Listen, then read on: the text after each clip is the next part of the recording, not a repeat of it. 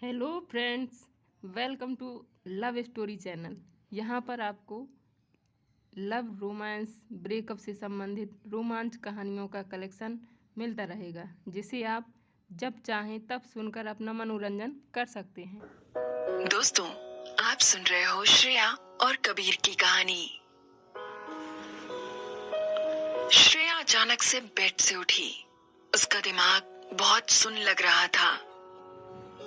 ऐसा लग रहा था जैसे वो बहुत ही अलग सा फील कर रही थी। पता नहीं, उसे ऐसा लगा जैसे वो श्रेया हो ही ना। उसकी हथेली को टच करने वाली आलीशान चादर जाने क्यों रोज जैसी नहीं लग रही थी।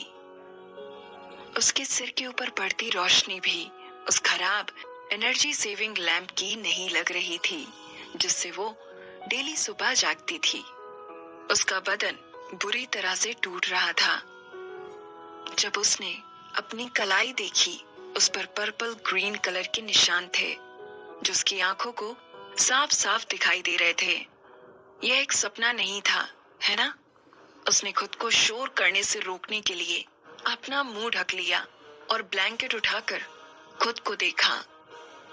जब उसने देखा कि उसके शरीर पर एक भी कपड़ा नहीं है, तो लगभग उसकी चीख निकल गई। श्रेया ने अपनी आंखें 2 बार घुमाई। उसने हिम्मत करके अपने ऊपर से कंबल हटा दिया और बिस्तर से बाहर निकल आई।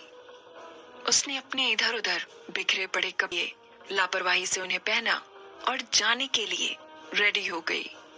वो दोबारा कभी पीछे मुड़ के नहीं देखना चाहती थी।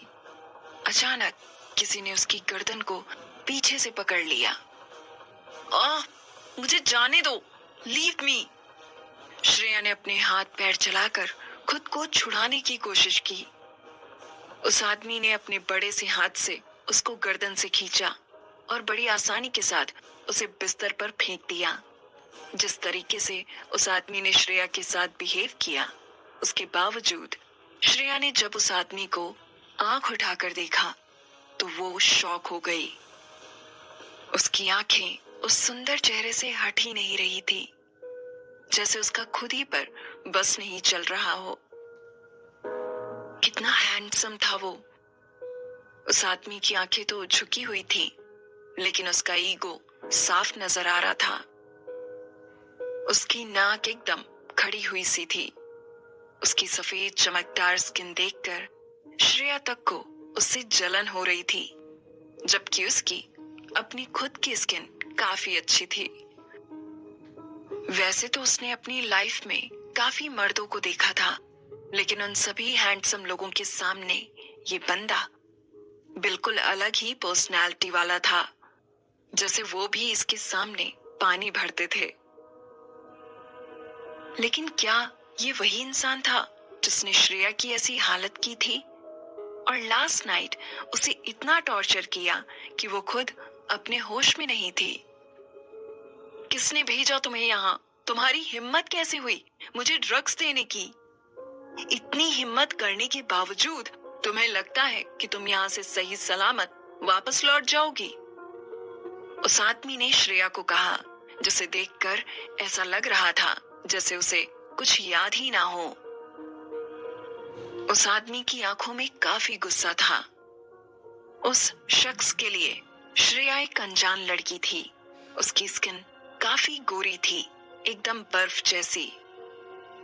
साथ ही एक प्यारा सा छोटा चेहरा और 2 बड़ी आंखें।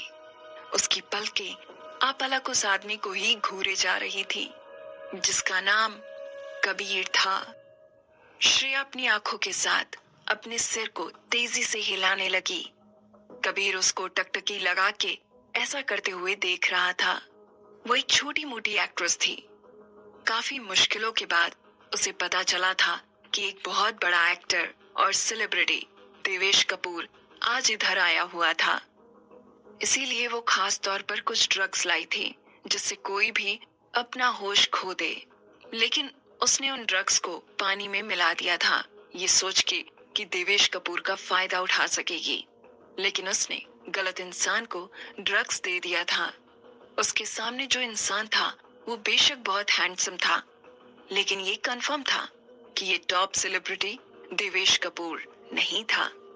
उस आदमी ने दोबारा उसे बाजू से खींच के जमीन पे गिरा दिया। तुम क्या कर रहे हो? What do you think? मैं अभी भी यहाँ पड़ी होती अगर मैंने तुम्हें ड्रग्स दिए होते। तुम्हें जरूर कोई कंफ्यूजन हुआ है। इस वक्त जो इंसान सबसे ज्यादा मुश्किल में है वो मैं हूँ। Got it? गिरने की वजह से उसकी बाजुओं में और उसकी बॉडी के और भी हिस्सों में दर्द हो रहा था। सबसे बदतर उसकी बॉडी के लोअर पार्ट में जो पेन था उसे इग्नोर नहीं किया जा सकता था।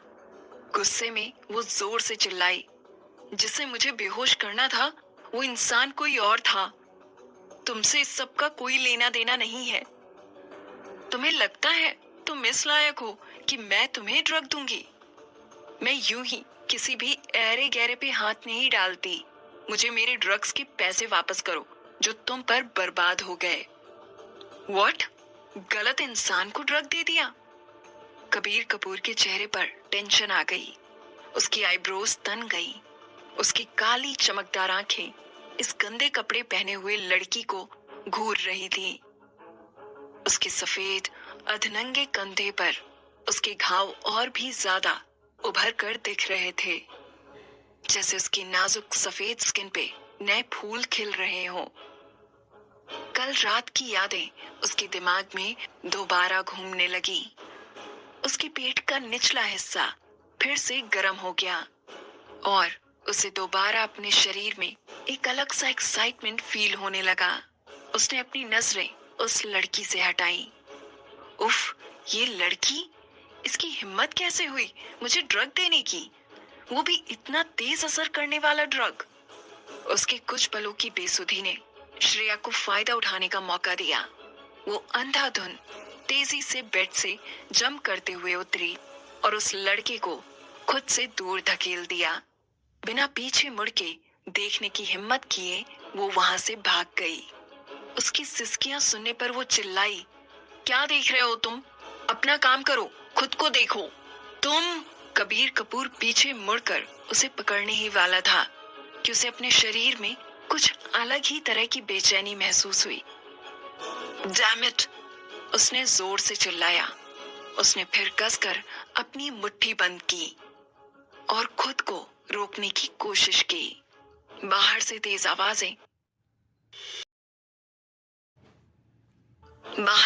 आवाजें अंदर आने लगी।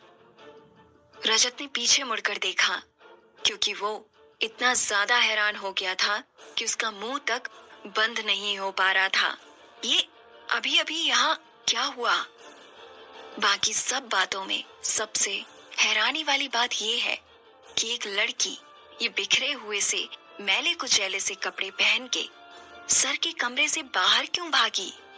रजत, जो कि कबीर का असिस्टेंट था, उसने कमरे में घुसते ही कबीर से कहा, सर, वो दूसरे साहब ने फोन किया था आपसे ये पूछने के लिए कि आपको ये कमरा ठीक लगा या नहीं। लेकिन कल रात आप जैसे ही कमरे में आए आप तुरंत सो गए थे और सब ऑर्डिनेट्स ने आपको परेशान करना ठीक नहीं समझा। असिस्टेंट ने प्रेसिडेंट सर को आपके शेड्यूल के बारे में इन्फॉर्म कर दिया है। वो आपका इंतजार कर रहे हैं। और सर, वो जो लड़की मैंने पहले देखी, वो अपना मुंह बंद करो। कबीर कपूर ने अपनी आंखें ऊपर उठाई। उसकी आंखें गुस्से से बड़ी हो रही थीं। रजत ने तुरंत ही अपने सारे सवालों और शक को अपने अंदर ही खत्म कर दिया। ये सवाल जो उसके मन में कभी होने ही नहीं चाहिए थे।